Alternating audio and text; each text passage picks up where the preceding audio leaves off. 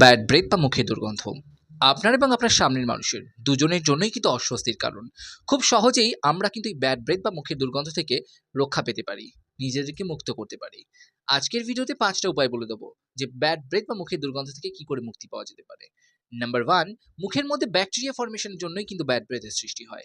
তাই এই ব্যাকটেরিয়াগুলোকে যদি কিল করে দেওয়া যায় তাহলে কিন্তু ব্যাড ব্রেথটা হবে না। মাউথ ওয়াশ যখন চুজ করবেন তখন দেখে নেবেন তার মধ্যে ক্লোরোহেক্সিডিন দেওয়া আছে কিনা, যা ব্যাকটেরিয়াকে একদম মেরে ফেলবে এবং ব্যাড ব্রেথের হাত থেকে আমরা মুক্তি পেতে পারি। নাম্বার 2, প্রোবায়োটিক যুক্ত খাবার দাবার খান। মানে দই, ইয়োগার্ট, ইডলি, মানে যেগুলো ফার্মেন্টেড ফুড, এগুলো কিন্তু আমাদের মুখের মধ্যে দুর্গন্ধ দূর করতে সাহায্য করে। নাম্বার 3, কোল্ড ড্রিঙ্কস বা কফি এই জাতীয় জিনিস থেকে দূরে থাকুন।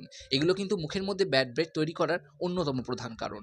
নাম্বার 4, স্মোকিং বা তামাক সেবন করা। এগুলো যদি কেউ করে থাকে এগুলো মুখের মধ্যে আটকে কিন্তু পচে গিয়ে ব্যাড ব্রেথের সৃষ্টি করে। নাম্বার 5, রসুন, পেঁয়াজ এগুলো খেলেও কিন্তু ব্যাড ব্রেথের সৃষ্টি হয়। তারপরে অবশ্যই ব্রাশ করে নিন পাবলিক প্লেসে যাওয়ার আগে।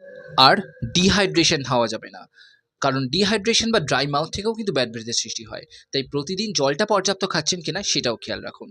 আর এগুলো এত কিছু করার পরেও যদি ব্যাড ব্রেথ থেকে মুক্তি না পান বা মুক্তি না হয় তাহলে কিন্তু প্রবলেমটা সিভিয়ার হতে পারে। হতে পারে আপনার টনসিলাইটিস আছে অথবা কোনো গাম ডিজিজ আছে। তাহলে অবশ্যই আপনার ডেন্টিস্টের কাছে যান।